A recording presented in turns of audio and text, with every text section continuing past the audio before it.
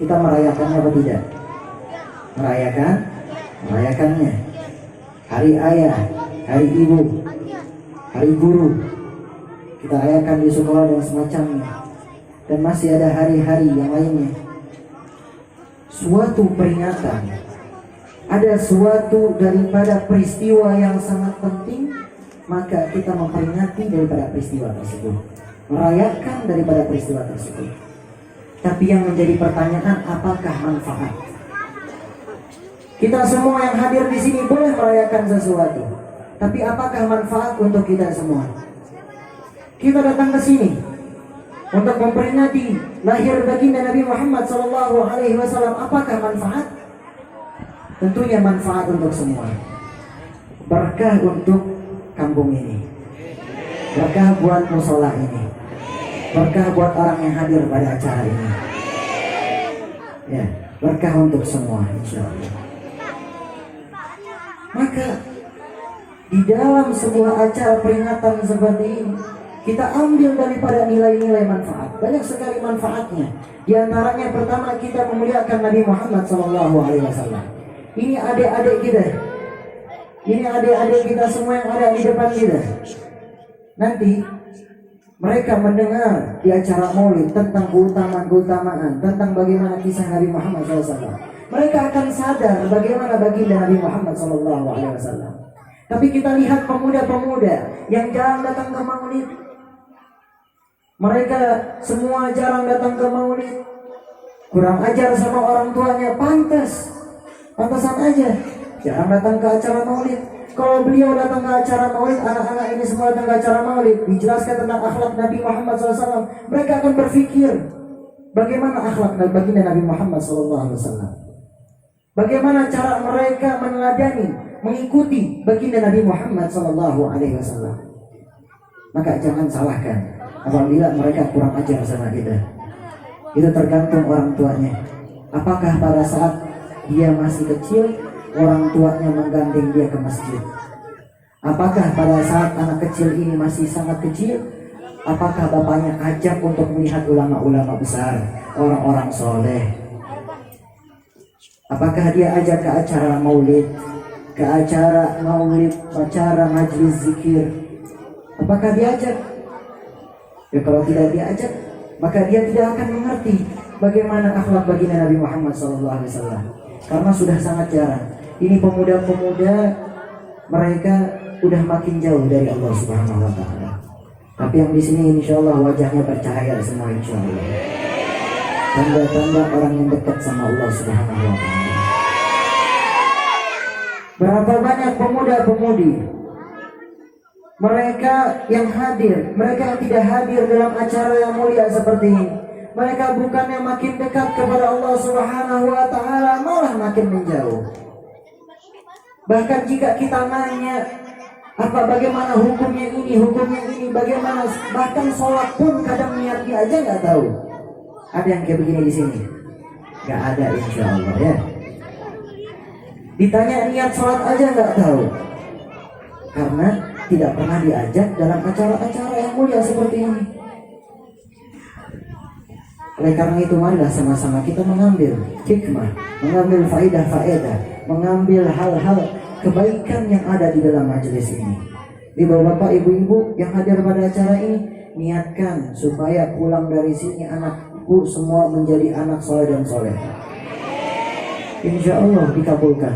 Kita nggak tahu, Allah Subhanahu Wa Taala yang Maha Kuasa, Allah yang berhak atas segala sesuatu. Insya Allah jika kita berusaha, maka anak ibu semua akan menjadi anak soleh dan soleha. Amin amin ya rabbal. Pengen anaknya soleh dan soleha? Pengen anaknya soleh dan soleha? Dengarkan salah satu hadis baginda Nabi Muhammad SAW. Qala Rasulullah SAW, "Adibu auladakum bi thalathatin hisalin." Ajarkan kepada anak-anak kalian 3 perkara ini, kata Nabi Muhammad SAW. Hubbun nabiyukum, cinta kepada nabi kalian, yaitu baginda Nabi Muhammad SAW.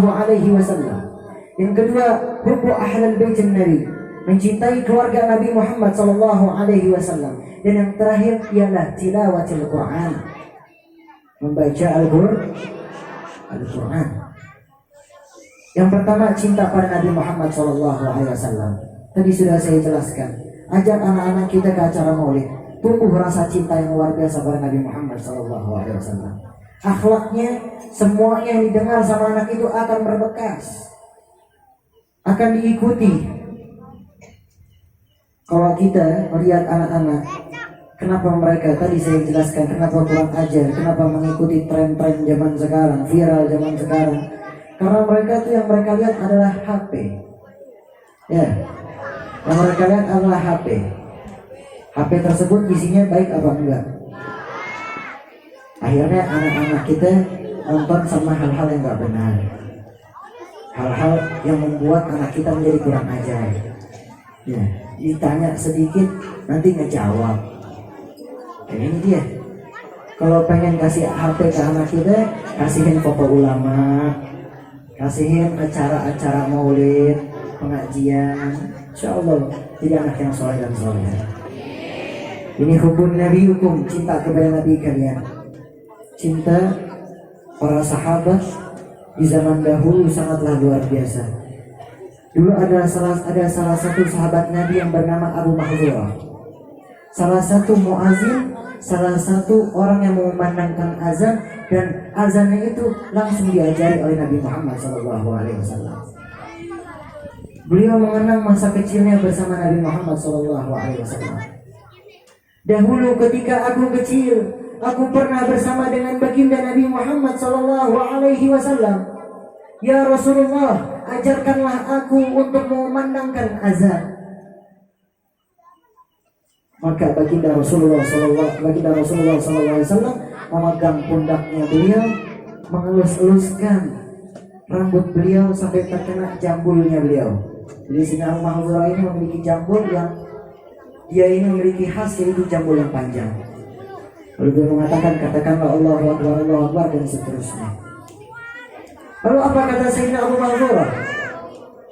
Aku tidak akan pernah memotong jambulku ini sampai aku mati pun, karena jambulku ini pernah tersentuh daripada tangan mulianya baginda Nabi Muhammad SAW. Sayyidina Abu Bakar As-Siddiq ketika membantu dakwahnya baginda Nabi Muhammad SAW, pada saat itu dakwah secara terang-terangan pertama kalinya. Kaum kafir Quraisy marah kepada Nabi Muhammad SAW dan seketika ingin memukul Nabi Muhammad SAW.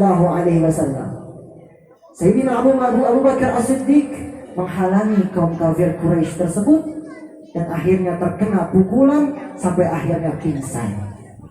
Berhari-hari gak bangun, pingsan. Dibawa ke rumahnya, ke rumah keluarganya, dan seketika bangun, apa yang dikatakan Sayyidina Abu Bakar As-Siddiq? Apakah beliau menanyakan keadaannya? Apakah ketika beliau bangun beliau menanyakan keluarganya? Apakah ketika beliau bangun menanyakan sahabat-sahabat lainnya? Tidak. Tapi ketika bangun, yang pertama kali ditanyakan bagaimana keadaan baginda Rasulullah SAW. Demi Allah, aku tidak akan makan kecuali aku melihat keadaan baginda Rasulullah SAW secara langsung. Bukti cinta baginda, bukti cinta Sayyidina Abu Bakar As-Siddiq kepada Nabi Muhammad SAW. Kita di sini tadi dijelaskan, kalau cinta jangan asal ucapan aja.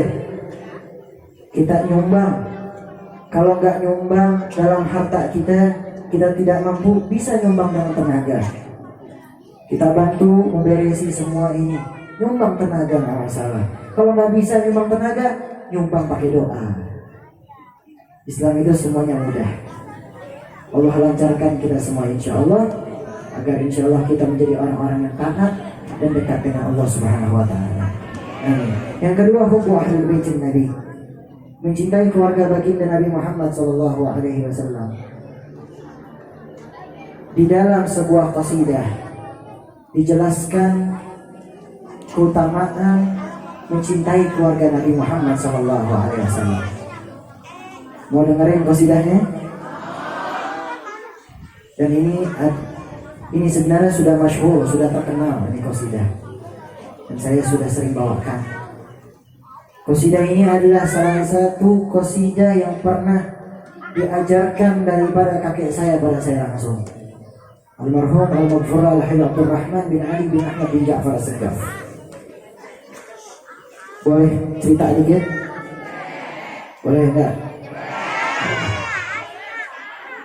Sebelum beliau meninggal dunia, kakek saya sebelum meninggal dunia, beliau di kamar.